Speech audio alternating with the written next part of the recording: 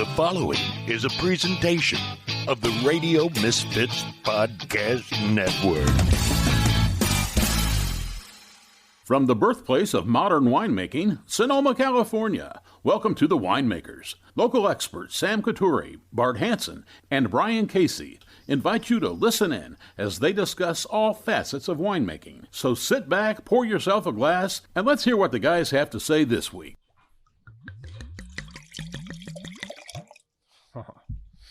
How did that sound? That sounds amazing. How did that sound? Looks amazing, sounds amazing. It looks like rosé. I mean, I would hardly call this rosé. This is a little more, and this is a compliment, granted, but it's not very pink. No, it's not very pink. We have been having that conversation in the tasting room more and more now because Isabel's, the last Audit rosé that she made is basically white. And I remember I thought at some point you made a rosé and you actually called it white rosé. Yes, I joked that it was Rosé Blanc because the 2021, I didn't press very hard. It's 100% Grenache, which we all know doesn't have very much color in the skins. Yeah. And especially if you're picking it early when those skins haven't really softened up yet. And if you press it too hard, you're going to get too much phenolic, too much bitterness in it. So the first time I made 100% Grenache Rosé was 2021, and I pressed it very light. So it was a Rosé Blanc.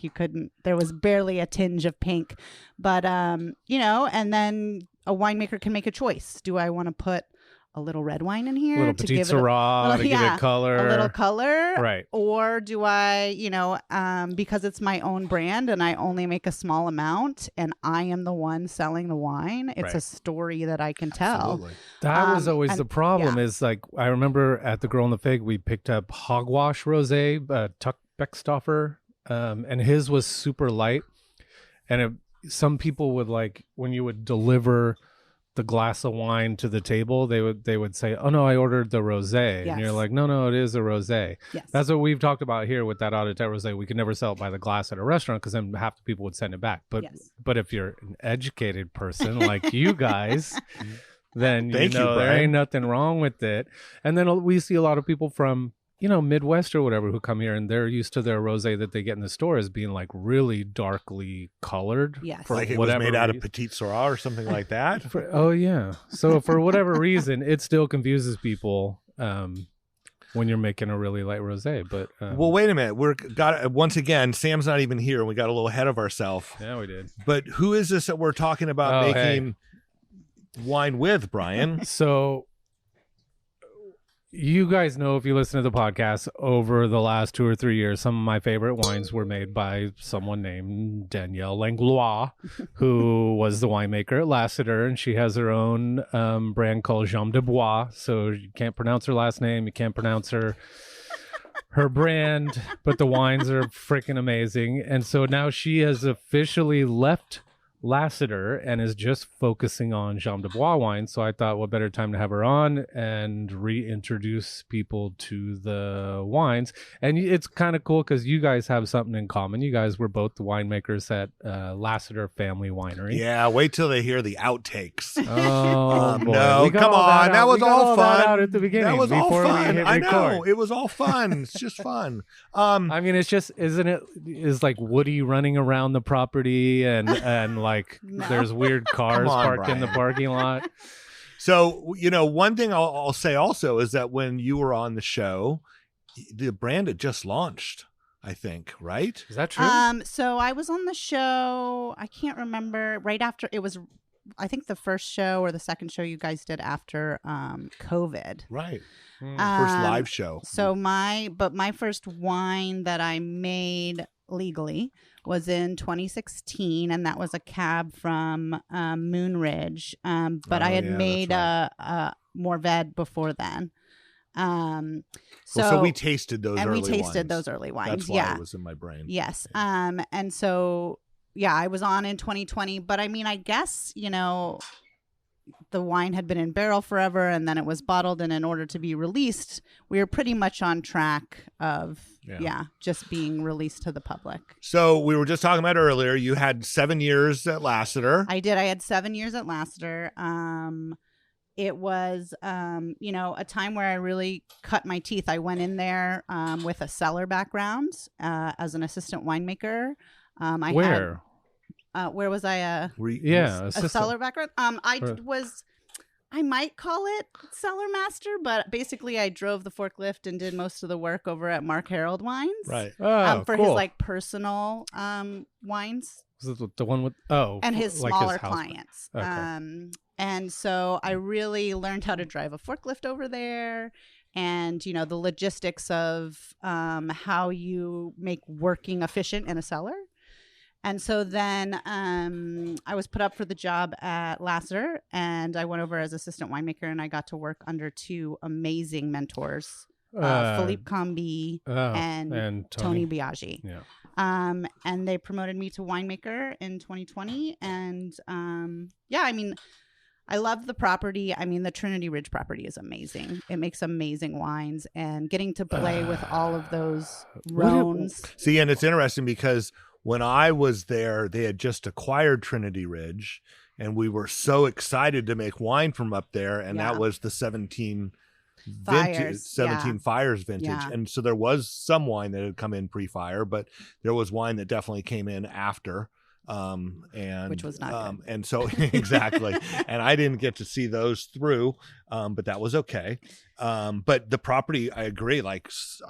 I've tasted some wines that you've made since then that are just amazing. The Syrah from up there is that's fucking next level. I mean, it's a very special place, and the 2023 is my favorite of the Syrahs that we've ever made from up there. Is it even out yet? No, it's not out. We just bottled it. It's absolutely beautiful. I'm so excited about it. So yeah, I mean, I'm proud of the wines that I made there. I learned so much, and I'm now excited to actually have time to dedicate to my own brand, because I had time to make it. Yeah. I was in the cellar, so I was there. But I never had time to get out and sell it and bring it to the people. And so I'm just really stoked to be behind my own label and presenting it to all you fun people. Cool. Yeah, and I remember, I think it was the April Phil's Day when I had the 21 Rossi blend of yours, and I was like, holy shit. Yes, the 21 is also a very wonderful vintage of that wine. Yeah. Just going back to Trinity for a second, what is up there besides Syrah? So it's Syrah and Chardonnay on the backside. So 2023 is the first vintage of Chardonnay. They cut that over. And then on the front side is Cabernet Sauvignon and Sauvignon Blanc. Huh. Okay. And it's sort of a weird... Have you been up there, Bart? Oh, yeah. Isn't it? Don't they have like a full-on, is there a house or a wine production facility that just sits there and no one uses? There's a house and a cave. And there's... Because what was it before then? It was Gordon Holmes owned it. And it was called Lookout Ridge. And he made, it wasn't really a for sale in the public wine. He made it, and all the proceeds went to wheelchairs. Yes. For and he got people. Different famous winemakers to make wine for his business and then sell and then donate the wine sales to this wheelchair business, because I believe his wife was in a wheelchair. Yeah. There's, as I remember, and there was a real funky house that was there. Very funky. And I know there was always talk of tearing it down. Yeah. And then there was the cave, and it's just a little small production cave. And, I mean, I'll say it because it was always supposed to maybe be a place to make some wine, but the logistics around that were impossible. Yeah.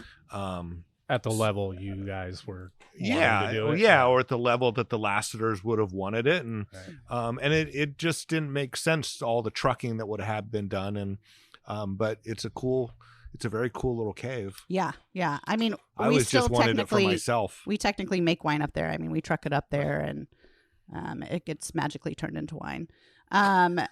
Well, that's for licensing, Brian, that you do that. Yeah, I mean, the quality of wine that we're making, you have a state-of-the-art winery at your fingertips. Yeah. And then, you're driving the truck up a mountain road for 15, 20 minutes to get to that winery.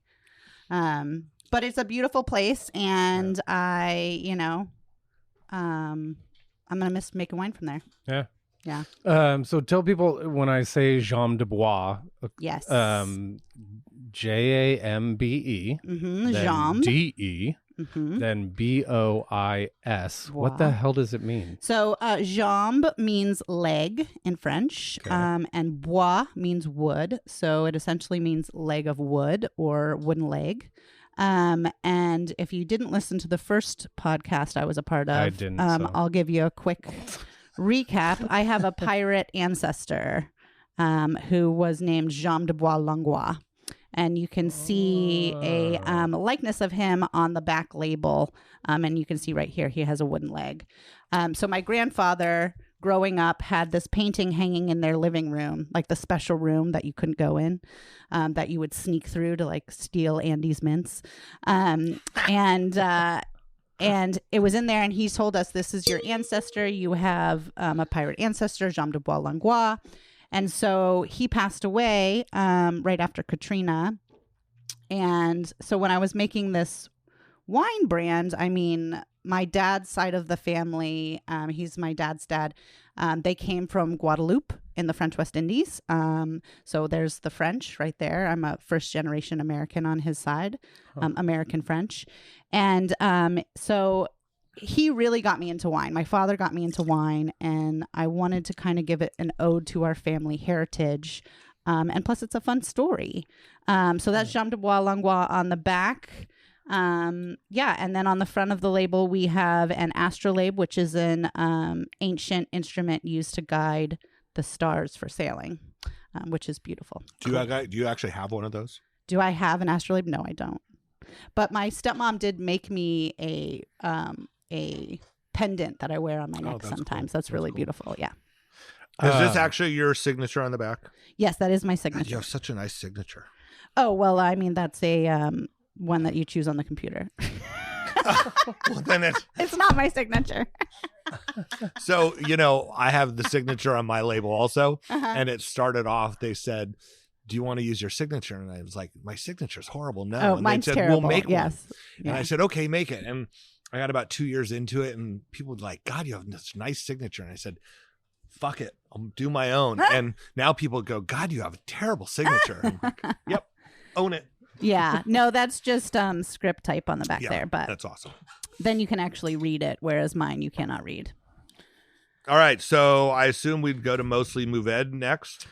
So I brought. Brian's not done with the rosé. Sorry. I brought. No, where's the rosé? Wines. What vineyard is the rosé from? The vineyard is Steel Plow. Cool. Okay. Yes. And so that leads me to the next question. Where is all the fruit coming from? So it's mostly connections I've made through either working with Phil or through Phil. The rosé is Steel Plow. The mostly Mourvèdre comes from Rossi Ranch. So before 2021, I got my fruit from Steel Plow. Yep. And then I was lucky enough to graduate to Rossi Ranch. Got the approval. I got the approval. Phil tasted my Steel Plow rose and decided that I was worthy enough of the Rossi Ranch vineyard, which I'm very excited about. I love working with that fruit. But the funny story about the 2022, so 2021, I made a Rhone style blend. My idea of the wine was always to be about 2/3 Grenache. Do you have any more of that anyway? 1/3, yes, okay. I do. Okay. 1/3 Mourvèdre, and Syrah if it needed it, if it didn't. I really love the way Grenache and Mourvèdre interact together, and I've experimented over the years, either co-fermenting them, keeping them separate, and then blending them, throwing some whole cluster in there, as I had more years under my belt and got exposed to Philippe Combi and Isabel, I really started experimenting and finding things. And so 2021, I felt like was the pinnacle of using whole cluster, co-fermenting, really all the amazing things that I wanted that wine to be. And then 2022, there was ridiculous shatter in the Grenache at Rossi. And so when my bins showed up at the winery, I usually get 4 bins, and there were 3 bins of Mourvedre and 1 bin of Grenache instead of the other way around. Consequently, I could no longer use the name Rhone Style Blend. The TTB got mad at me. So wait, explain that. So you can't use Rhone because it's a region in France, and so even though I said Rhone style, the TTB would not let that fly. So the first so time, they let it fly the first time. Somebody didn't catch it. It's Peggy. There's a woman named Peggy that works at TTB that like it gets sometimes. Don't expose her. Well, so I mean, this is a real thing because just recently I saw a local winemaker who makes a Sauvignon Blanc, and he talks about a region, and I'm like, that either didn't go through TTB or it was on a Friday afternoon and somebody had already started drinking. Yeah. Because it got by. Somebody had a golf game to get to. And there is a theory that if you want to do it, just resubmit it and hopefully it goes across a different desk. Does happen. So you can resubmit 2 or 3 times and something will get approved that got denied before. So what happened was, since I went from Steel Plow to Rossi, and I make wines with a sense of place, and so it's important to me to put the vineyard on the back. These are vineyard specific wines. I had to resubmit because I changed it to Rossi Vineyard, and so when I changed it to Rossi in 2021, they were like, sorry, you can't do Rhone Style Blend. And I said, well, the labels are already on the bottom. Oh shit. So they gave me a pass. We know how you fix that. They gave me a pass for the 2021s. And so 2022, I had to change the winery name. And then also the wine had completely changed. So mostly Mourvedre was just something fun that I came up with. That's going to be the one-off. And then from going forward, the 2023 is called Grenache Mourvedre, which isn't as fun. But wait, just like Grenache hyphen Mourvedre? Just Grenache Mourvedre, no hyphen. Huh.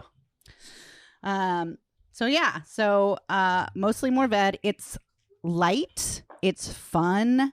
I think it would be a great summer wine. Which you don't normally say about Mourvedre, right? Especially if you're gonna like chill it a little bit. Yeah. I think it's got that lightness, that fun air of it. I absolutely love it. It is a 2022, so you got to open it a little early and let it shake off all its, tannin a little bit. But will you guys Can talk I pour about? You some? Yeah. And will you guys talk about the 22 vintage? Because what we're going through, we're actually releasing a lot of 22s before the 21s, and then just being involved in the Jeb Dunnick tasting up on Moon Mountain, and talking to other people at other wineries. It was kind of similar situations where it was like heat spike, Labor Day, 115 degrees. So this is what I've heard from people, and you guys tell me if this is totally freaking crazy, that like everyone knew the heat spike was coming, and they're like, okay, do we want to pick before where you're going to have like high acidity, low pH, or do you want to wait till and a lot of tannin, or do you want to wait till afterwards? You're going to have a shit ton of raisined out fruit. Yeah. You're probably going to water back. But in general, most of the 22s that I've had do not have a lot of tannin to them. Go ahead, you first. Well, so we did both. We picked some stuff that we knew wasn't going to make it, or we picked some stuff during. We were literally inside of an oven for 2 weeks. I mean, the low was 105 for 2 weeks. Right. So the grapes just started to die off of the vine. Oh, this smells amazing. And so basically I went out and, in your little microclimates, you have some swales that get more water, are better protected. So I basically was going out doing triage in 2022, saying what can hold on and what cannot. And getting everything in as fast as possible that could not, and then leaving some out. What we did find phenolically, because we, do at Lasseter, we made wine using phenolics. And so that was a great teaching tool, is that the grapes kind of just stopped. They stopped whatever they were doing. They stopped ripening. The heat shut them down. There's been theories, or this might be true, that they have this like wax that has small holes in it, and that's how the grapes technically breathe or get nutrients in and out, and that completely melted shut. And so there was like no a shell on it. Yeah, there was no interaction. So the wax and the small openings were no longer open, and so therefore the grape could no longer thrive. It wasn't alive anymore. But if you had enough water, you could keep the vine alive and get some water to the grape, but the grape no longer matured. So that was pretty wild. But if you did have a site, I mean, I had my 2022 Cabernet from Moonridge. I mean, it's on a steep slope and it stays very cold up there, especially at the bottom. And the acid is always really high, and that wine did great. Yeah, and then it also was a matter of where your grapes were in maturity. I mean, Labor Day weekend is pretty early in general. I mean, it was an earlier year in 22. Yeah. But there was definitely stuff, and I'll go along with you with some Sauvignon Blanc that I had. When you sampled it before and after, the before and after numbers really didn't change. The sugar was close. Mm-hmm. The acid was through the roof. Mm-hmm. And then after, it was definitely a little sweeter and the acid was still through the roof. Yeah. But what ended up driving the sugar up is they, there were the bunches that were exposed to the sun that hadn't necessarily turned completely to raisins, but they had just become, they weren't hard raisins. They were desiccated. Yeah. And no matter what you did, you couldn't keep all of those out. Yes. So therefore, for me, with the Sauvignon Blanc I made, it ended up being on the higher side of sugar, which was a little bit higher in alcohol, but it still had this incredible acid.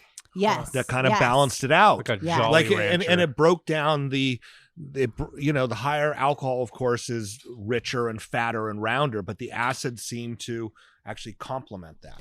But what was funny that I learned that year was that the wines that usually I would put into new French oak did not take the acid well. When you have high acid, there was something between the high acid and the new French oak that just made it very planky and very woody and not smooth and rounded. And so that was a lesson that I definitely learned during 2022. So what do you think the percentage is of Mourvèdre and Grenache? Of the mostly Mourvèdre? Yeah. Well, the label says that it is 75% Mourvèdre, 20% Grenache, and 5% Syrah. Okay. But what do you think? I mean, this is... The nose is amazing. It smells like beautiful Rossi fruit. Right. Yeah, it's beautiful. It's it comes off as being Mourvèdre. Yeah. Right? And but maybe with the less of the meatiness and less of the Mourvèdre characters, which makes it more beautiful, as opposed to being just, I will say one-dimensional, but maybe that's not the right word.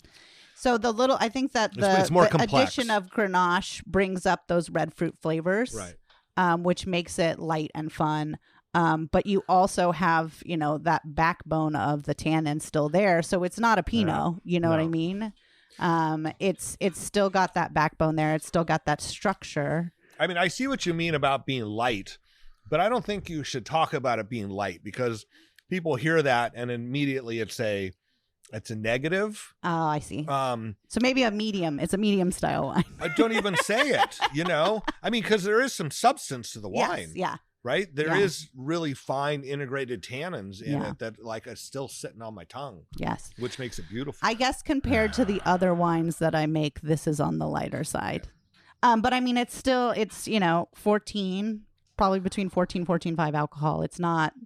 But in a normal vintage, let's say 21, if you did this high a percentage of Mourvèdre, do you think it would be as drinkable as this wine is now? I mean, yeah. I mean, I think that the addition, the thing is, it's a blend, right? So you do the blend that makes it the most, that pops the best. Yeah. And that makes it more forgiving, when you're adding that in. Brian, a question for you, because you asked it, is like, do you think of Mourvèdre as being something that is right? So what happened was 16600 did a Mourvèdre-driven wine from Rossi in 18. Yes. And then they did, and that's because of Paul Ottolini, was a big Mourvèdre fan. So it was the Ottolini homage, and it was 88% Mourvèdre, 12% Syrah. Then Isabelle in 22 did a Mourvèdre-driven blend, Mourvèdre, Grenache, Petit Syrah. Mm-hmm.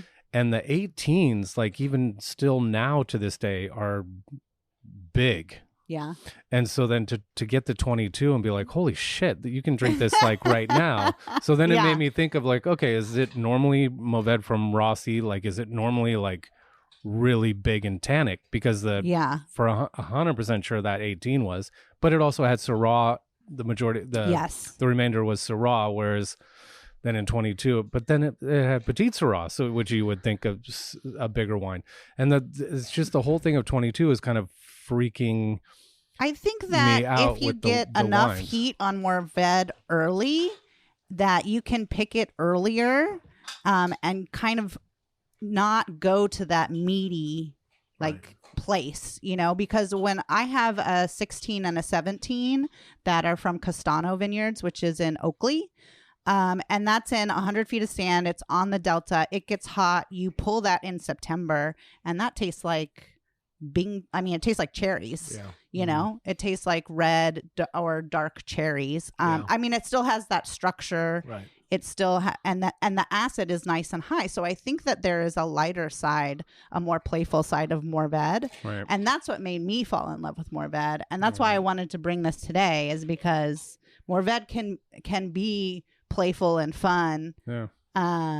It goes if you have the right conditions, right? Well, and it goes back to that thing. It's like where it's grown is so important, and then what the weather pattern is. And so that all comes down to maturity, not sugar, not phenolic ripeness, right? Like, how does it taste? Right? There's always plenty of sugar in California. There's too much, plenty of sunshine. But typically you never have to check it and wonder, I wonder if it's high enough sugar to get the alcohol I want. It's more about what it tastes like. It's about or not what too it much tastes sugar. like. It's about when does the acid dip. It's about when do you bring it into the winery and crush it and the juice isn't green for Mourvèdre, because it's all it's always green, especially when you're pulling samples for rosé, Yeah, you have to get out of the vineyard. You got to get out of your truck and taste the grapes. How much of this did you make? Let's see. This is 100 cases produced. 100 cases. Yeah. 4 barrels. 4 barrels. And it was in a punch-in. So it was probably a big punch-in in one barrel. And, or a big punch-in in 2 barrels, because we had a light press that I included in there. It's just getting better and better as it opens. It really is fun when it opens up. You do. It's a 2022. You need to give it a little time. It's still a Rhone, but it's light and delicious. Fun. Yeah. Thank you. So wait a minute. Let's talk about this. How's your family? My family is great. I'm really enjoying spending a lot of time with them. I have 2 young kids, which makes dedicating time to anything else when you have a full-time job impossible. I have a 5-year-old and a 2-year-old, boy and girl, and Quinn and Johanna, and they're just absolutely lovely. I'm really, really enjoying the time I get to spend with them right now. And what are they into? So Quinn went to outdoor school for a really long time, so he just loves being outside. I mean, they were outside from 9 to 1. That's awesome. In any weather. I mean, he has rain pants, he has rain jackets, he has all the gear. Yeah. I could take the kid backpacking if I had the gear. But so right now we're doing swimming lessons over at Swim America with Arden. Awesome. And Johanna just turned 2, and she is stubborn and sassy, just like her mom. And her little personality is coming out. She's talking. She's saying the cutest little things. It's been great to spend some time with them. Really, really great. Cool. And what is Dan doing? So I brought our 2021 Syrah, which will probably be the next wine we'll go to. So Dan has his own organic vineyard management company. So he manages some smaller vineyards in Sonoma Carneros. And one of them is called Foxy and the Hounds. And actually, he put that in, right? Yes, him and Phil Coturri planted that vineyard, and then he subsequently taken care of it. And we have Syrah, and then we have some Gamay there, which I will probably make a Gamay this harvest. Why? This Why do people do that about Gamay? This is interesting. I know it used to be everywhere over in Napa, and then it all got freaking ripped out. And or they thought it was Gamay. Talk about a light summer or red. They thought it was Gamay. But here's the thing: people are drinking lighter style wines. Yeah. Especially when it's hot. Yeah, right. I'm not against it. And it's only getting hotter here. Yes. And these young people like different stuff. And so they like when you start playing around with some grape that they don't have a lot of access to. So get on board 2025 Gamay, probably carbonic maceration. Yeah. Bottle it in early 26. It'll be available, spring of 2026. Baby, cash flow. Let's go. But I don't have it today. What I have today is the 2021 Syrah, which is our first vintage of Syrah. So it's really fun because my husband planted it and then passed it off to me, and then I made it into wine. So it's a labor of love. It's a family affair, baby. It's a family affair. Yeah. And we're really proud of it. I usually do about 20 to 30% whole cluster, which I think Syrah really benefits from. And who decided what to plant there? Was it Max and Dan just decided? Why did they decide on Syrah and Gamay? I am not sure. I mean, I think that they just decided that it would be a good site for Syrah. Yeah. I do know that the owners, Heather and Joe Bear, who are our dear friends, they do love Syrah, so it worked for them as well. Yeah. I remember the 2021, we gave them some cases since it was the first vintage, and we had to remind them to slow down because the wine will age. Right. All right, nice. But it's exciting to get your first vintage. Yeah, what do they do? So are you just going to take all the fruit from that vineyard, or are they selling it to other people? I think it was last year, we sold half of it to Dos Piedras, so Lauren Cadwallader and Krista Kocha make a small bit of wine. They also make some Zinfandel, but we sold them. I got about 0.8 tons, and they got the other half, which is just enough to fit in a tidy little tea bin. Perfect. Yeah, it smells great. Yeah, and it makes about 1.5 barrels of wine. Mm-hmm. And then do you have any half barrels? I do. I actually just bought a Francois Frere half barrel, one Sylvain. Well, I brought a Sylvain and a Francois Frere. So now I have one for my cab project and one for my Rhone project. But the thing that's funny is when you get a half barrel, the toast, even if you get a medium or a medium plus toast, it's still going to be huge. Yeah, you just have to, you got to use it. Yeah. So I really got to wait to burn it on the Syrah and the cab before I put it anywhere near the Rhones. I'd love to find some used half barrels. That is another thing about this Mostly Morvet is there's no new oak on it. It's a used puncheon and a used barrel. Yeah. So. Oh, yeah. It's been a while since I was actually on a podcast. I feel like I haven't drank red wine in a long time. Doesn't it feel like that? I feel like the last time I was on a podcast, it's got to be like 2 months ago. Yeah, you and I haven't been on a podcast together in quite some time. Oh. So it's been kind of an odd thing. Oh, and you know what? You wanted to start off and we didn't do it, so let's do it now. This is maybe the second podcast we've done since our good friend John Myers passed away. Yeah, and I actually got to see Joan the other day. She came in here and got some wine. It was nice to chat with her. And so we wanted to do a memorial, or a lot of people wanted to do a memorial. And honestly, the people reaching out to us, people that had been on the podcast in the past, and were sending their love and best wishes and all that kind of stuff.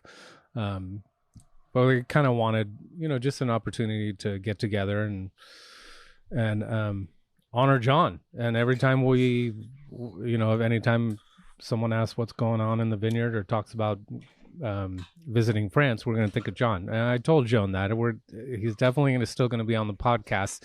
It's just going to be coming through our mouths. We'll be thinking about him all the time. But so we decided, let's have a get together. So we're going to do a John Myers memorial on Sunday, July 13th, and it'll be here at the 16600 Tasting House, 3 to 5 p.m. I'm sure it'll go later than that. With most of our parties go 4 or 5 hours. And I think KSVY there's going to be live music here that KSVY will set up, and we'll pour a bunch of fun wines. You know what I realized that I have in the cellar here is a bottle of Carignan that Bruce Devlin gave me and you to give to John. Oh. And I put it in the cellar and completely forgot about it. Let's open it and drink it. That's what I figure. We'll open it up on July 13th. And, yeah, John is missed, and we so appreciate him. John's the reason why the podcast became what it is. So we thank him for that, and of course the Podfather for helping that happen also. But I think John's biggest contribution was he was the consumer, and he was pretty new to wine.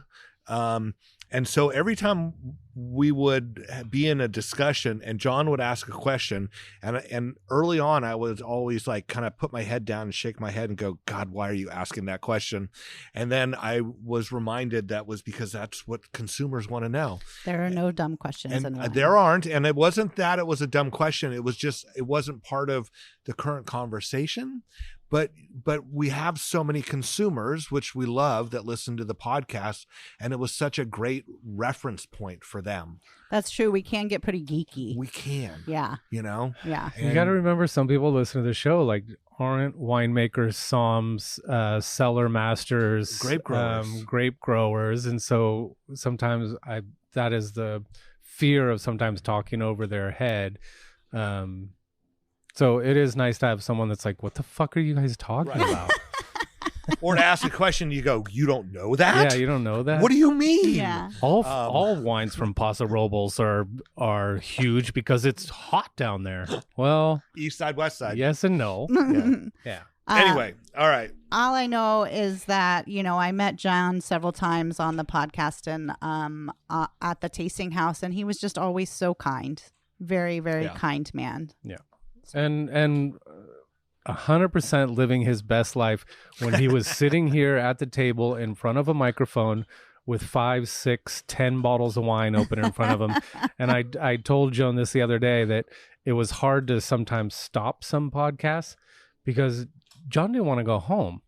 He just wanted to sit here and drink more wine and ask you more questions. Yeah. And it was like, dude, we got shit to do. Right. Well, but I mean, that's what wine's about, right? Right. We're in this conversation where young people don't want to drink wine, blah, blah, blah, blah. But what really we need to remember is what wine's about. Wine isn't about, selling it or the scores. It's about bringing people together. Yeah. Pouring it at the table. Yeah, it incites conversation. Gets you a little buzzed, gets you feeling the love, and gets people talking about wine, about anything, politics, about life, or anything. Yeah. And that's what makes wine amazing, because it's been doing this for centuries. Yeah, kind of like slows you down for a minute. Exactly. Yeah. Okay, so inciting some conversation about this Syrah. All right. Okay. It's Danielle, it's beautiful. It's Syrah has been thrown under the bus so much as just being this dark, concentrated, overly extracted, fruity wine. Yes. And we talk about how, from the coolest grape growing regions are where they become the most unique. But a lot of that also, I'm curious if you agree, has to do with picking it at the right time, obviously. Yes. Certainly this is not, 2 miles from the ocean, but it's probably 3 miles from the bay. Yes. Cool growing area, probably pretty heavy soils, which Syrah tends to kind of do well in. Yeah, we have, it's Sonoma. I have Carneros on there because it's basically Carneros, but it's the Sonoma side of Carneros. Yep. And so we get hot days and cool nights, and you get that diurnal shift. No, you can't say it either. That's nice. Sorry, with no breakfast and 3 pours of wine. No, I stopped saying the word because everybody would correct me on it. Anyway, go ahead. Sorry. Yeah. So we get to play with some amazing product here, some amazing grapes. It's just there's a whole bunch of complexity, is what I'm trying to say to our listeners in this wine. It's not just a fruit bomb, so to speak. And I think that has a lot to do with the whole cluster fermentation. I think that adds a lot of structure. I love it in my Rhone wines. I absolutely adore it in my Rhone wines. I have thought a little bit now that I've been talking to people and have some access to different fruit about maybe throwing a little bit of a Rhone white in there, or maybe Rhone white skins. To see what it would do. But we're very, very happy with this first vintage of the Syrah, the inaugural vintage. Yeah, you thinking a little Viognier skins? Maybe Viognier. I don't know. In Paso, they're doing like all sorts of Rhone whites. They're not just sticking to Viognier. Not just there. Steve Law did a Syrah where he did Marsanne. It was the same vintage. Roussanne. He did Roussanne and Viognier. Yeah. It was kind of cool to do a little. I'm sure the French did it first, so let me not say that. Right. Yeah. There's no French people listening. That should get a reaction, and we'll get an email. And what do you guys think about the whole Hospice de Rhone just being on a boat now? What? So the next Hospice de Rhone, shout out to Vicky, and we wish them well on this next Hospice de Rhone. Yeah, it's going to be. Are you trying to get on the boat? No. I want to be on the boat. So, of course, I'd love to do. No, so it appears that they're cruising the Rhone River. Wow. But it's all French producers. So there's 5 or 6 producers on the boat for the entire trip, and then it looks like they're making a couple stops where they're going to do intense seminars, probably off the boat or maybe on the boat in a couple of the stops. That sounds amazing. I mean, it sounds amazing. So I actually did that same trip in 2022 in the summer. My husband and I went with the Lasseters and Phil and Arden and the GM and her husband, and we we started north. We actually hit one day in Burgundy, which was amazing. And then we hit up the Northern Rhone and came down. And then right when we were about to get into Châteauneuf-du-Pape and the Grenache region, my husband and I got COVID. Oh shit. No. So I got to taste some amazing wines. By the time we went down and visited Isabelle after in Nîmes. And we went to see her father and her mother, and they had us taste and showed us around, and it was amazing. But I did miss out on the actual Grenache part of the trip. Yeah. I'm just bummed because for us this has been it's been a biannual yes. trek. Yes. And it used to be Paso Robles, and then it was Walla Walla, and so the talk was, okay, are they going to continue doing it up in Walla Walla, which was fine. For us, it was just a flight instead of driving. Yeah. But we had fun up there, had a good time. But it seems like maybe this is the future, is not doing the big events, which I don't hold it against Vicky. I mean, we do small events here at 16600, and the amount of work that gets put into it is freaking insane. Yeah. And so to host these events where you're doing multiple sites simultaneously, trying to juggle people from 12 different countries coming in Oh, and yeah. doing all these I will seminars say and everything. It's this. crazy, but it's going to be sorely missed is, I guess, the point I'm yes, trying to I make. was Is at I'm super bummed. the Hospice de Rhone, the last one that they had in Paso. Yeah. And I went to all the seminars. I went around and tasted all the wines. I, went to some of the parties after and talked to some of the winemakers. I loved it. Yeah. It was not only, it was a marriage of winemakers and wine lovers and education and fun and enjoyment in a wonderful place. And so I hope that they do it in Paso again. I also went to the one in Washington, and that was also fun. Yeah, but I really hope that they do it in Yeah. Paso again, because that was wonderful. Yeah. Time will tell. But now it'll be a number of, they're doing that in 26, so it won't be till 28 that theoretically. Because I think they'll come back. continue Blackberry Farm, because that's kind of Yeah. more a contained environment, upscale food and wine situation. But if you haven't been to, a Rhone Rangers or Hospice Rhone event, people that grow Rhone varietals, people that make Rhone varietals are hands down the most fun people on the planet. I agree. I agree. I mean, we had a lot of, weren't you in the house with us up in Walla Walla? I was not. I was staying a block and a half away, but I was hanging out at the house the whole time. That was probably a good idea. It was really, it was really fun. Working out in Glen Ellen, the one thing that I will say is that I felt very isolated because we're all the way out in Glen Ellen. And I basically, it's also a thing about being a mom of young children, right? You go to work, you come home because that's where your attention has to be. But, if I was out here or in a wine, in the wine ghetto, or like making wine with other wineries right near there, you get this sense of community. You get to talk to other winemakers. Whereas being out there, I felt like I really didn't have that very much. So going to those events and being in the presence of other people, other like-minded people, where you just get to talk shop and shoot the shit. It was really, really a special time for me. Yeah. I didn't even I never thought about that, where, you're not right across from Bedrock and Stone Edge. Exactly. And just kind of seeing each other every day, having lunch together and walking over and trying barrel samples. No, I was in my office at my computer eating over my keyboard. Right. Yeah. One thing that I will say that I missed working at a larger winery where you're constantly tasting is forcing yourself to taste enough and being concentrated in it. There's nothing better than standing around a table and tasting through tank samples or barrel samples to truly get feedback.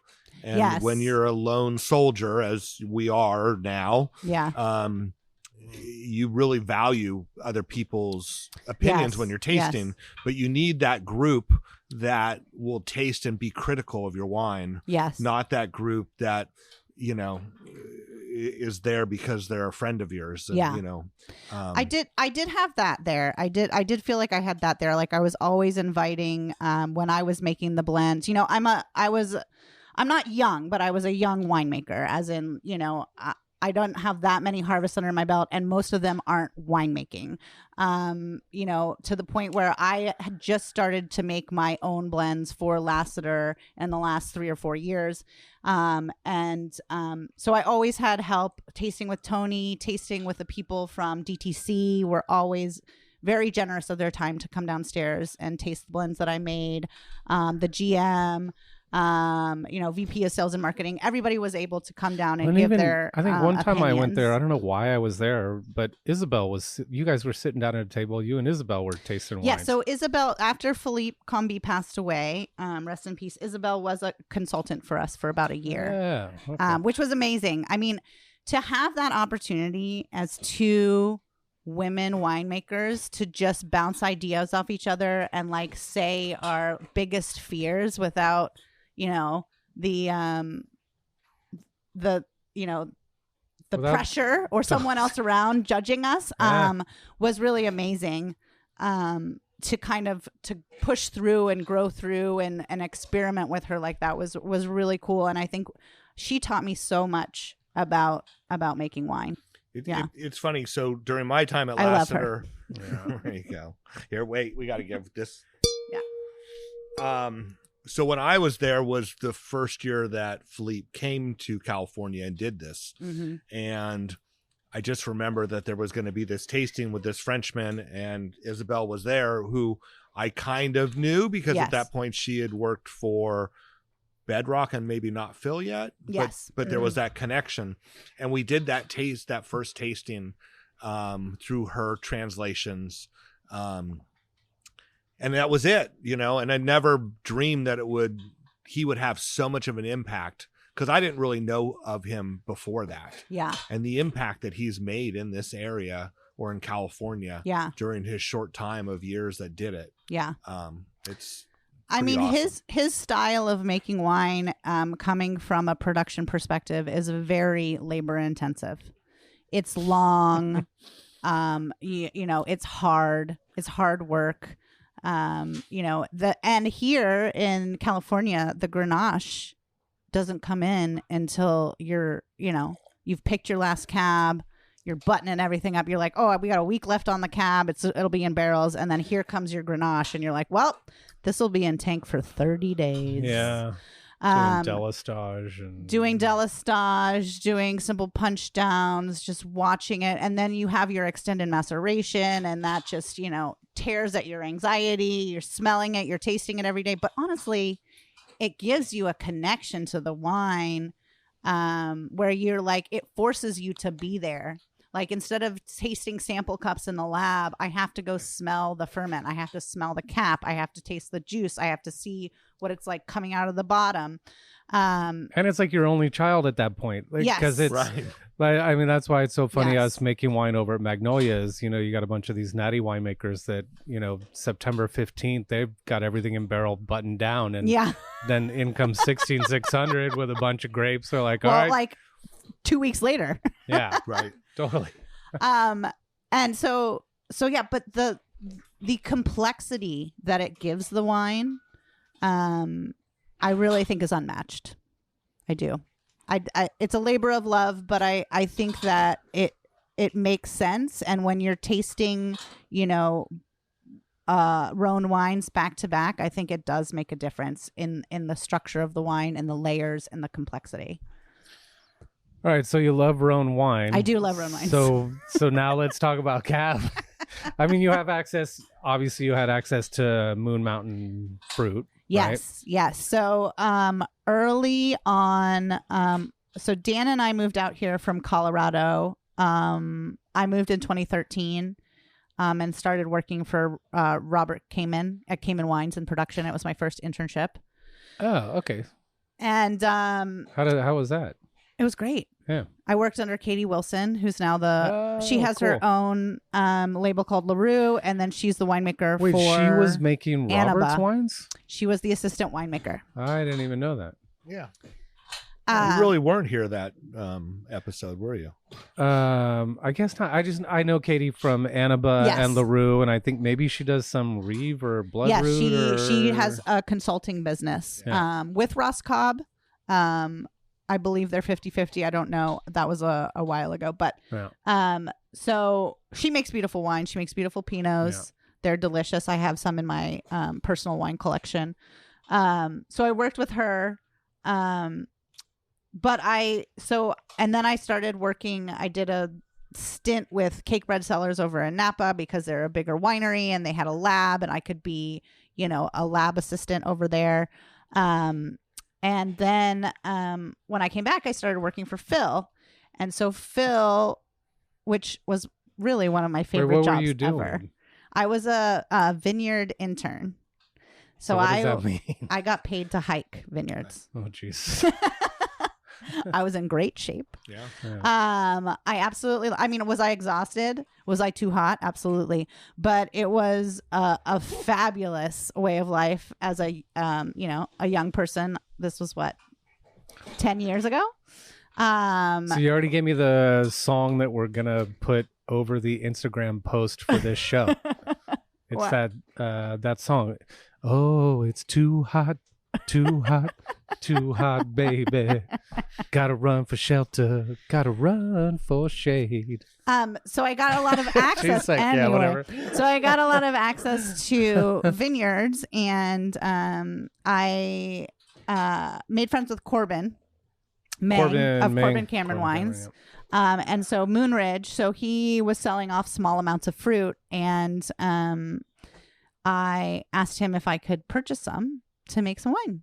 His Merlot and Cab Franc from up there are like two of my favorite. Fantastic. Wines, yeah. And Tim Milos, his winemaker, such a lovely man, very talented winemaker. And you know, we just saw Tim at the Rossi tasting. Rossi lunch, yeah. And the year before, when we at Phil's Day, that was the first time I'd met Tim, and we were going to have him on the podcast. And when I saw him at the Rossi thing, I said, "We got to have you on the podcast." And so, Tim, I don't know if you're listening, but we're going to have you on the podcast. Cool. On us. We need to make that happen. Oh, wait. What are you doing? You're drinking more of that? I poured more of the more red. Well, let's see how it's opened up. I was just like really getting into the Syrah, and then I realized my glass was empty. I was kind of bummed, but so this cab, which all of my cabs have been from Moonridge, which is the Moon Mountain District, Sonoma County, and Sonoma Valley, Sonoma County, and is the fruit here is amazing, because it's such a steep slope. So I don't know if you guys know this, but when it snowed a couple of years ago, it snowed something ridiculous, like 6 to 12 inches up at Moonridge. And Corbin, people that are living like in Colorado are going to be like, "You guys are so." No, I mean, I lived in Colorado. Yeah. I lived in a ski town. I lived in Crested Butte, so I know that means nothing. Yeah. But here, it's everything. He actually took skis and skied from the top of his vineyard down to the bottom. Yeah, which is wild. Yeah, it's awesome. Braden from Maya Commas did the same thing. It was that same year. So we get fruit from up there. Like I said, it's very steep. It's it keeps its coolness at night. Which it's the top, isn't it? I've been up to Corbin's spot. Like I feel like I'm. So I get some like from I the could very throw top. a rock over to Napa. Yes, it is actually part of it. The Cab Franc is technically in Napa. Weird. So it's the top of Mount Veeder. Like basically Mount Veeder is the Napa side. And then we are the sunny side, or Moonridge is the sunny side of Mount Veeder. Okay. It's so it gets really hot up there, like really hot. And you can get this like inversion where it never cools down. But if you have enough of an incline, well, it probably doesn't get the morning sunshine, right? Because it's on the opposite side. Yeah. If you get enough of an incline, then that cool air can pour down. Right. And so I get some wine from the top section and some wine from the bottom section. The wine always keeps amazing acid, which I've learned after my 2016 vintage to stop messing with, because I actually like having a Cabernet that's at like 3.55, 3.6. Yes. I heard 3.7 to 3.9 was perfect, but really it makes it so much more approachable. This is fucking You delicious. don't need a steak for this Cabernet. You can drink it with a steak, but you don't need it. But it still has coating in your mouth. Yeah. But it has the acidity backbone as well. Yeah. Oh, this is great. How much of this did you make? So this is a 2019, which was actually a great vintage from up there. Yeah. And I did 200 cases of this. Yeah. And not a lot of new oak on this. I would say it's actually probably like 80-85%. Really? Yeah. I mean, it's because it's undeniably Cabernet as far as varietal integrity and stuff. And a lot of times for me, like that high of new oak would hide some of that. Yeah. You know, I would get caught up in the oak, but boy, that's delicious. Thank you. It's really delicious. I think, so 19 was my third year making Cabernet. Actually, I skipped 17. So So yeah, third year.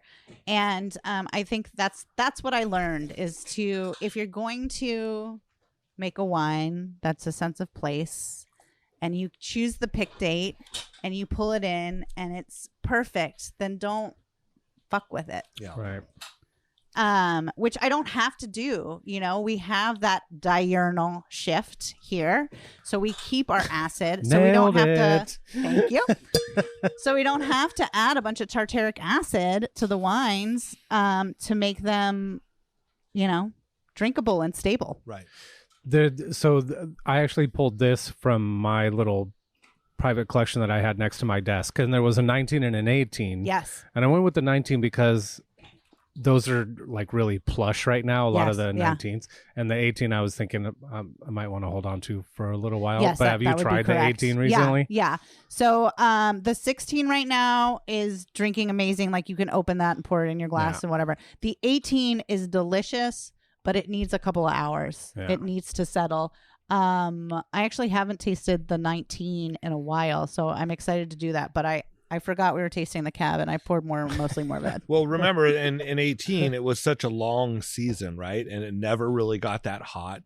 So it held on to its acid also. Yes. And it also held on to its tannin because it took so long to get there. But 19 was the perfect vintage for Sonoma. And then 19 was super friendly vintage Super for friendly. wine drinkers. But the 18s, the more people that I talk to, I think that people are going to look back on 18 as like one of the best vintages. It's just going to take more time. Yeah. It's going to take more time. But 19 was like where you got to choose your pick date if you were a person who lets the grape ripen on the vine, which that's how I was taught to make wine. That's how I like to make wine. And so you got to let it sit out and you got to pick it when you wanted to, which hasn't happened again since 2023. But honestly, 2023. You're dictating the terms, not Mother Nature. Yes. Yeah.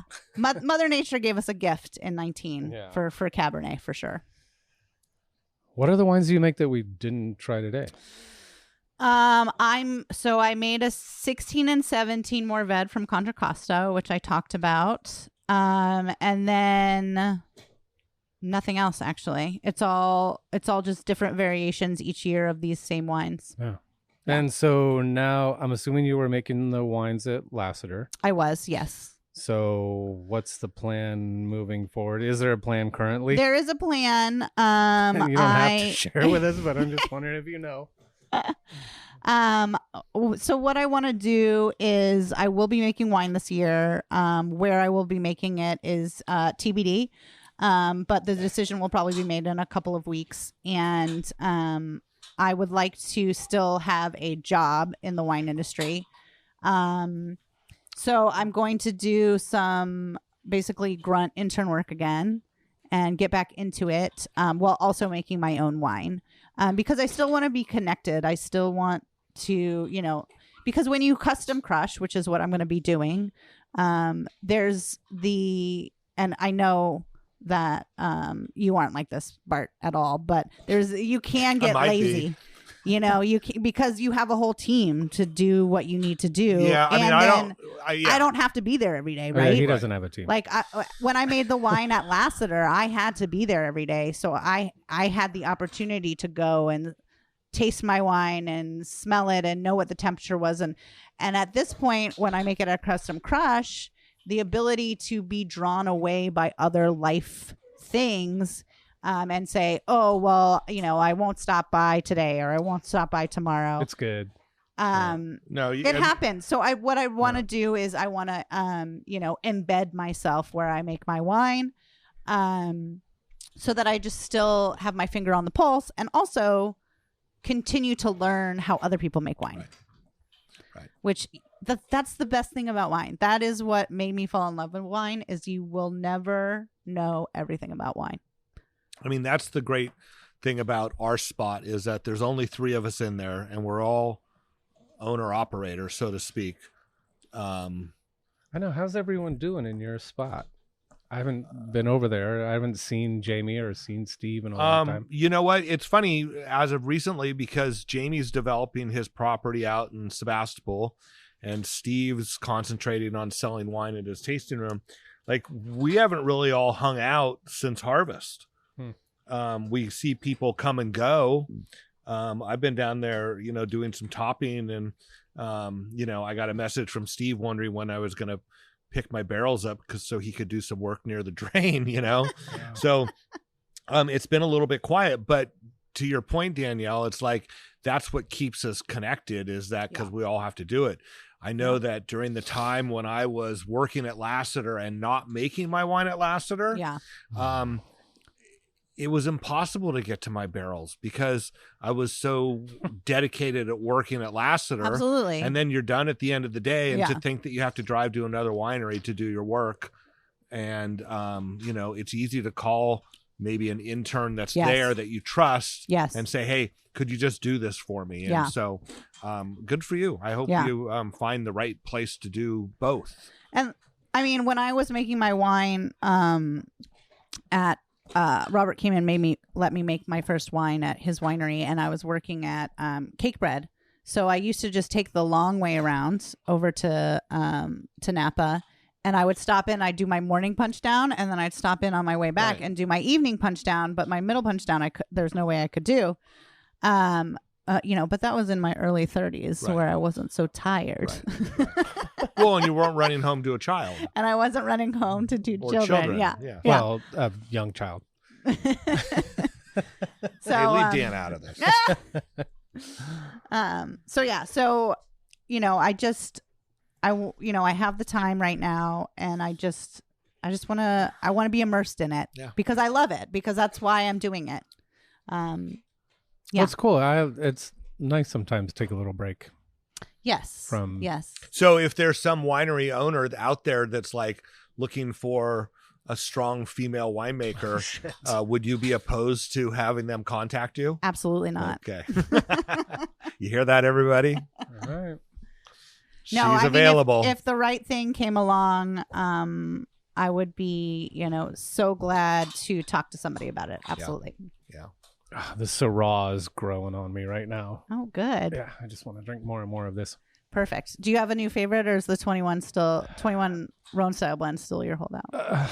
Hands down, that wine rocks. Thank you. There was like 3 wines in the last couple of years that have stopped me in my tracks, and 2 of them were Rossi. Actually, I think 3 of them were Rossi.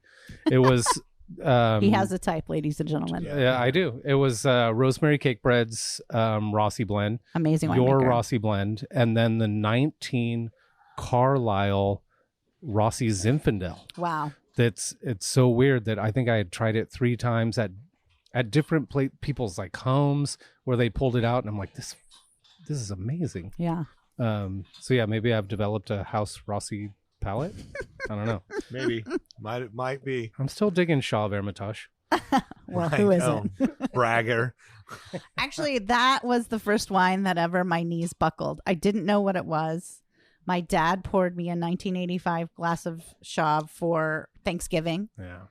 And he said, "What do you think of this wine?" And I smelled it and I took a sip. And literally my knees buckled. Yeah. And I said, "This is the best wine I've ever tasted in my life." Why can't we all do this? Right.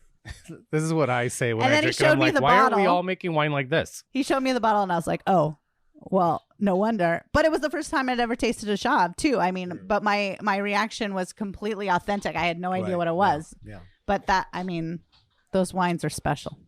Yeah. But they take time. Yeah. They take time. Yeah.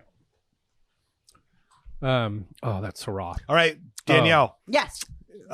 These are all current releases with the exception of the cab. Everything's available. Okay, everything's available. Yes. How do they find it? So you have to go to the website, jambedesboiswines.com. Okay. We'll put that in the notes. And then you can order directly through there through Vino Shipper. And yeah. Available in any local restaurants or stores? So right now, the wine, I think we have the Rhone style blend 18 and the Cab and the Rosé at the Wild Poppy in Sebastopol, which if you have not been there, that place is amazing. That's what I hear. Stop there on your way to the beach, get some wine or something to take with you, but literally stop there and eat. The owners Danielle and Martin are amazing people. Cool. My husband actually went to high school with their sister. So they moved out here from Kansas City, took over that spot. They're doing great things. It's such a fun some space. Cool write-ups on the restaurant. Yeah. They have music there on the weekends. They do not pay me. I'm just really excited about them. That's awesome. I do pour my wines there sometimes, so maybe I'll see you there. But that's the only place that it is available right now. But now that I have more time to dedicate, look out, because we're coming for you. Start sharing contacts, Danielle. Yeah. Go see Todd. Yes, Todd's kids actually went to the same outdoor school. Let's go see Todd. Yeah. We're part of the Roots to Branches family. There you go. So. Thank you for coming on and sharing the wines. Thank you for having me. Yeah, no, totally love the wines. It's really fun. I really like hanging out with both of you, and it's always fun to hear that, Sam? We didn't even also really mention like that, Sam. Yeah, Sam is in Spain having the time of his yeah, life. we're He's supposed doing to just say fine. Sam's on special assignment. Yeah. He's eating all the Parma and melon. Oh my gosh, I'm jealous. Octopus and whatever the hell else he's eating. And everything else. All right, so obviously summer is kind of getting going, so I know for us we're starting to do a lot of events. Bart, you just finished up Chef Cycle. You guys raised like $1 trillion. Oh yeah, how'd it go? It went awesome. It was we were in Bend, Oregon. Bend is a beautiful area. Like on one side, we rode up this canyon that was called the Crooked River Canyon.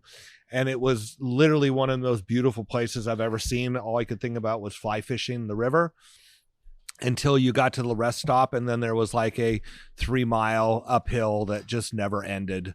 But it was such a change because then you had about a 7-mile downhill ride that was completely straight. Like you'd see these little orange dots in front of you for hours, it seemed like. And even though it was downhill, there was a headwind the entire time. Oh, no. So you had to just pedal. But a great group of chefs from all over. I think it'll be in Bend for a few years. We passed our goal of $876,000 at that point. And the last day to give is June 20th. And it seems like we might actually hit $1 million. Wow. So congratulations. Thanks. Yeah. There's some amazing people and their fundraising, the way they fundraise is mind-boggling. So anyway, that was great. The tank has been busy enough. I certainly have plenty of space on appointments. If anyone wants to make an appointment, we'll continue to have friends of the pod contact me and come out. And I'm sure you guys know that also. So thank all of you listeners. We couldn't do it without you. And what are you going to make this year? Do you have plans for what kind of fruit you're going to get?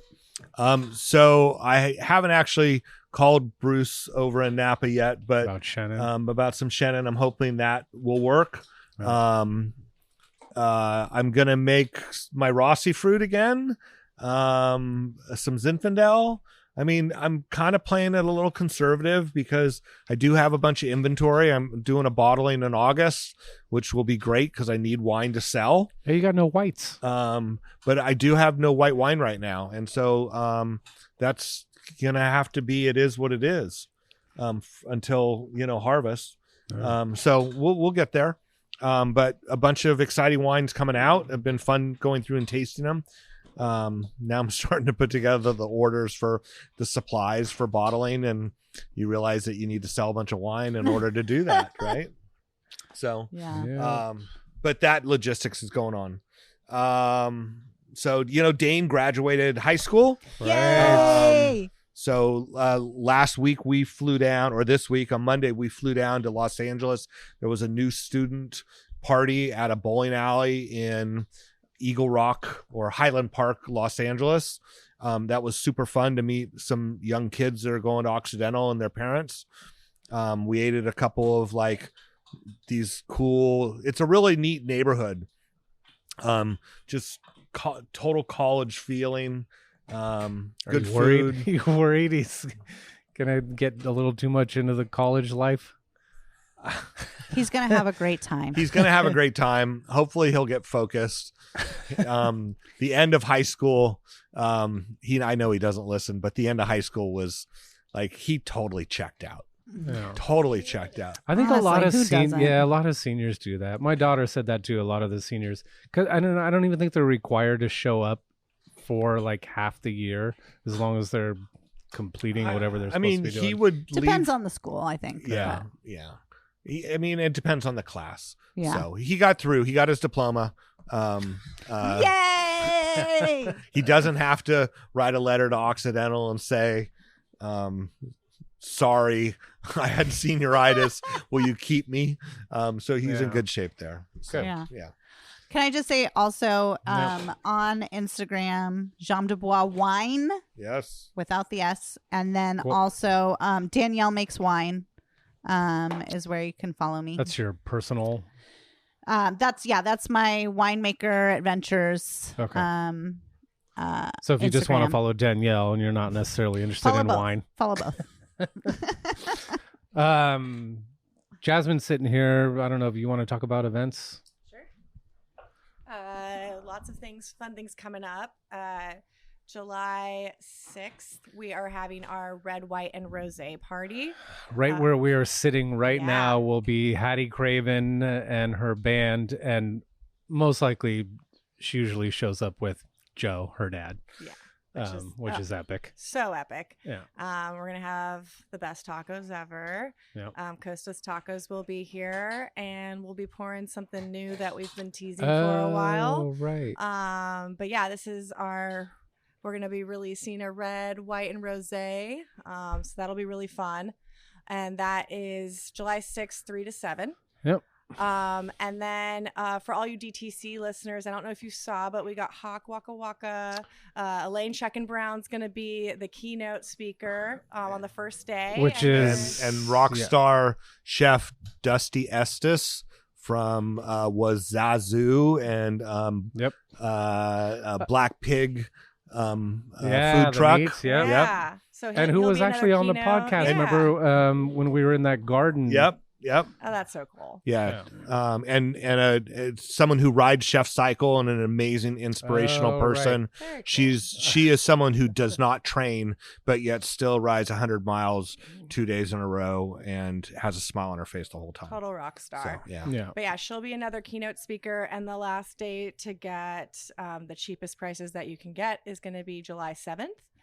And then we've got a couple more things going on. We've got Stanley Mouse in the house, August 10th. We had to move that date because can't step on when Dead & Co's in Dead town. & Co playing Golden Gate Park. Gotta make sure the Coturri is that a thing? Oh, it's a thing. It's definitely a thing. So yeah, that'll be a cool vinyl Sunday. We'll turn the tasting house into a little art gallery. Stanley Mouse will be here signing and selling his original pieces. We'll have another amazing band that day as well. And Chef Fiorella from Alakai will be our food that day. And then I'm not going to be here for International Grenache Day, which will be the first one I've missed in a really long time. But yeah, that'll be happening on the 19th. Yeah, September 19th. It will kind of have like an open house party and just open up a shit ton of Grenache. And have Costas Tacos here because we want to just celebrate Tacos du Rhone and hit it off with a bang. But then the big party that, I mean, obviously come to red, white, and rosé. But if you can only make it here once this year and you don't live locally and you want to come to the best frickin' party on the planet. October 12th at the Denmark Barn. It's going to be Phil's 60th harvest, 16600 20th anniversary. Going to be a big party out at the barn. And Reed Mathis, who had the Bone Diggers last year, has created a new super group this year called the Abbey Road. So they're going to play the Beatles' Abbey Road album live, start to finish, their own interpretation. And then we just locked down Bella Rain to open up for the Abbey Road. So if you haven't seen her, she's a 17-year-old guitar phenom that just came off playing Bottle Rock. So we're going to spend a lot of money to put together an amazing show. So please come buy wine. Please come buy tickets and buy wine because we're going to go broke. I have two other things to put out there. The 128th Valley of the Moon Vintage Festival is September 25th through 27th. Tickets are on sale for that if you go to SonomaValleyWine.com. So it's the daytime festival on the plaza, which has been expanded. The dinner this year is at... I can't remember. Oh well, check it out on the website. There's food, and then the grand tasting will be in the barracks on the plaza on Saturday the 27th. Yeah, and then the other thing that I have for me is speaking of cruises on the Rhone, along with our friends at Klein and the Sonoma Valley Vintners, we are doing a 7-night cruise up the Rhone. So we're starting in Arles and going up to Dijon. Oh, right. You're doing your own cruise. So that's a year from now. It's June 4th through 11th, 2026. They wanted to start promoting it early, so that was how you get people signed up. It's a lot of people, but Klein has a huge mailing list, and so we'll see if we can get it booked. Speaking of Klein, if you guys are around June 29th, Rhone Rangers will be pouring out there, 16600 pouring with Rhone Rangers from up and down the West Coast, France, Texas, actually. Yeah. Randy, so you can get tickets for the Rhone Rangers event. It'll be a great tasting. We're going to be out there for a few hours. Industry people, you can get in a little bit early to try. Those are really fun. They're really, really fun. Oh, Rhone Ranger events. Didn't I see you out there last year? Weren't you pouring for Lasseter? I was pouring for Lasseter by myself, and then I went down to the one in Paso. Oh, cool. This past spring. So super fun. Yeah. Shit. Yeah, there's a lot going on. Mm-hmm. All right. Thank you, everybody. Danielle, thanks. Hey, and thanks for bringing the Watma strawberries. You're so welcome. I don't know how much longer we're going to have these for, but it's been about a month now that we've been getting these awesome strawberries. Well, they should go through the whole season. Summer. Do they really? Oh, yeah. Okay. Oh, yeah. They just get juicier. Because they do Juicier different, and and they have staggered plantings out there. Mm-hmm. So cool. Oh, and upcoming shows. So no, we have Matt Winemaker from Chateau Montelena is coming on, right? yes. Which is probably going to be the next episode. And then we're going to talk about Napa and compliance of tasting rooms. Yeah, that's going to be a fun podcast coming up too. So With Hoops Winery. I mean, it's going to be about Hoops Winery, hopefully, and we'll talk about they're involved their in wines. some shit, right? But they're going through some shit and some politics, and we're going to let her tell her story. And I think also Matt from Chateau Montelena, I've heard him on a podcast talking about some of the stuff that is going on in Napa too. So it'd be fun to talk about it. Band camp? No, we have a dinner at Madcap. Oh, Madcap. Yeah. Like I said, there's a lot going That's pretty regional. Yeah. All right, cool. Danielle, thank you so much. Wines are awesome. Thank you. Subscribe to Danielle's personal Instagram account. Tell them Dan sent you. Tell him Dan sent you. We'll talk to you next week. Thanks, guys.